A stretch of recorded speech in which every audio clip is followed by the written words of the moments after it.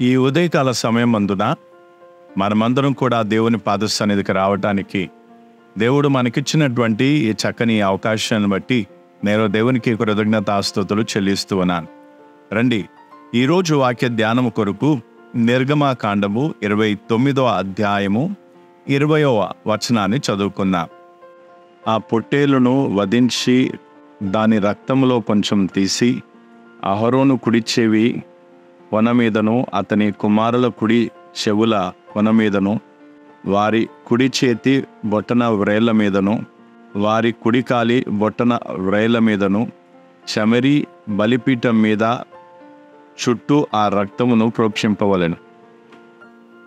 ఈరోజు మనం ధ్యానించుకునే విషయం ఏమిటంటే, రక్తము కుడి చెవి కొన మీద చెమరబడిన చెవును అనే అంశమును మనము ధ్యానించుకున్నాం. ఈ యొక్క వచనం అనేది అహరోను మరియు అతని కుమారులను యాజకులుగా ఉండునట్లు సమర్పణ చేసే సమయంలో చేసేటువంటి, అంటే యాజక ధర్మం నిర్వర్తించడానికి వారికి ఒక కర్తవ్యము బాధ్యతను అప్పగిస్తున్న సమయంలో చేసేటువంటి పరిచర్య అనే విషయం మనందరికీ తెలుసు.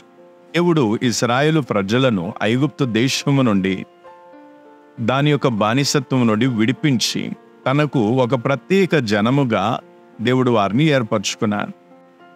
దేవుడు మోషే ద్వారా మీ జ్యేష్ఠమునంతటిని దేవుని కొరకు వేరు చేయుడని, తొలిచూలు జంతువులన్నిటినీ పవిత్రపరిచి వేరు చేయుడని ఇశ్రాయేలు ప్రజలకు ఆజ్ఞాపించాడు.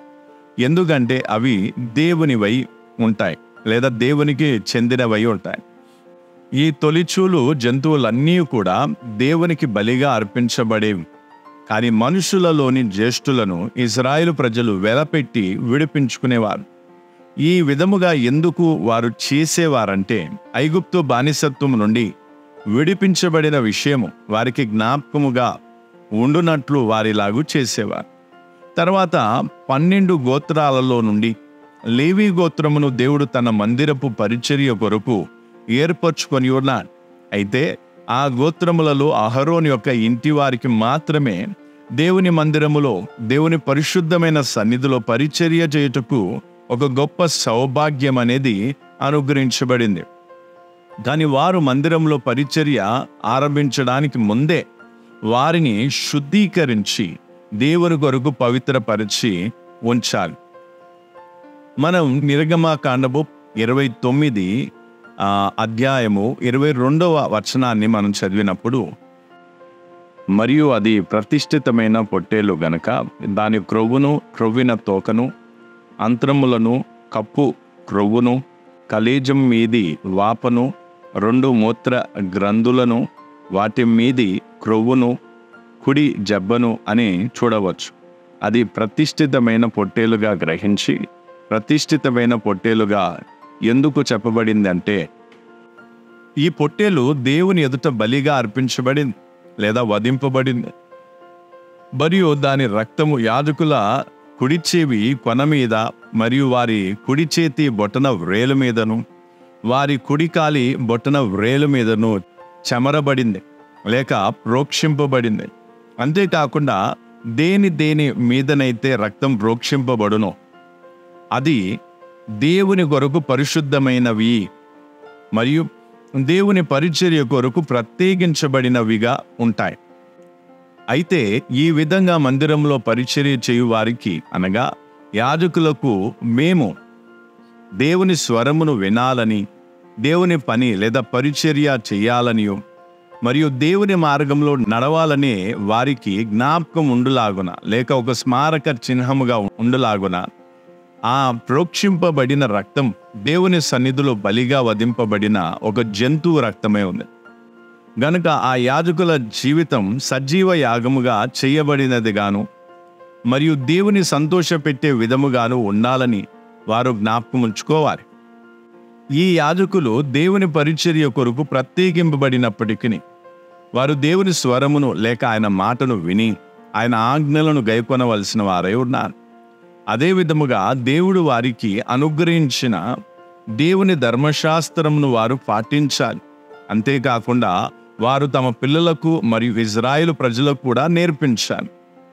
అయితే దేవుని సేవకులు అనగా యాజకులుగా ఉన్నవారు దేవుని స్వరాన్ని లేక ఆయన మాటలు విని వాటిని అనుసరించి దేవుని సన్నిధిలో పరిచర్య జరిగించినప్పుడల్లా దేవుని సన్నిధి, దేవుని మహిమ వారి మధ్యలో ఉండే.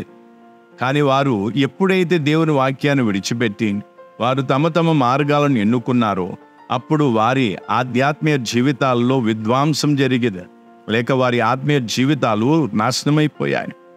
పాత నిబంధనలోని మందిరములో పరిచర్య చేసే వారి విషయములో పరిశుద్ధముగా నడుచుకొనవలనని దేవుని వాక్యం ఎంత తీవ్రమైనదిగా, ఇంత గంభీరమైనదిగా వారికి జ్ఞాపకం చేసినట్లయితే, మరి మనము దేవుని సజీవ మందిరమై ఉన్నప్పుడు మనం మన ప్రవర్తనలో ఇంకా ఎంత శ్రద్ధ వహించవలసి ఉందో ఆలోచించండి. ప్రభు అయిన యేసుక్రీస్తు అమూల్యమైన మరియు పరిశుద్ధమైన రక్తంతో మనం కడగబడి ఉన్నా, దేవుని కొరకు మనం ప్రత్యేకింపబడిన వారమే ఉన్నా.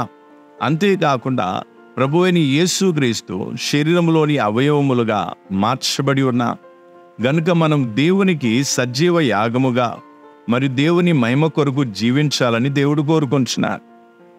రండి, మనల్ని మనం పరిశీలించుకొని చూసుకుందాం. నేను దేవుని కొరకు ప్రత్యేకించబడిన వ్యక్తినని ఎల్లప్పుడూ జ్ఞాపకం చేసుకుంటున్నానా? దేవుని స్వరాన్ని వినటానికి నా చెవులు ఇష్టపడుచున్నాయా, లేక లోకపు మాటలకు ఎక్కువ ప్రాధాన్యతనిస్తున్నానా అని మనల్ని మనం పరిశీలించుకొని చూసుకుందాం. మనం దేవుని చేతికి సమర్పించుకున్న సజీవ యాగముగా దేవునిలో జీవితాన్ని జీవించుటకు పరిశుద్ధాత్మ దేవుడు మనకు సహాయం చేయుటకు ప్రార్థన చేద్దాం.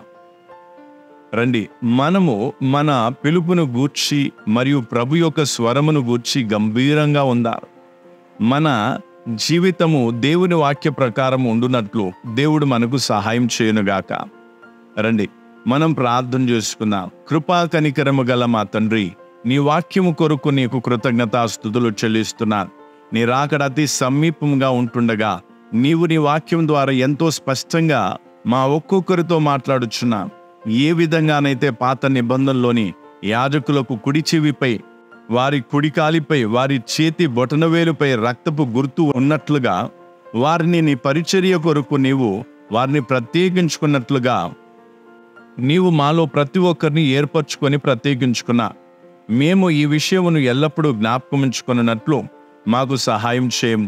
మా చెవులు నీ స్వరాన్ని వినుటకు సిద్ధంగా ఉండటానికి, మా చేతులు నీ పరిచర్య చేయుటకు సిద్ధముగా ఉండునట్లు, నీవు చూపించిన మార్గంలో మా కాళ్ళు నడుచుకున్నట్లు మాకు మంచి మనస్సును దయచేయము.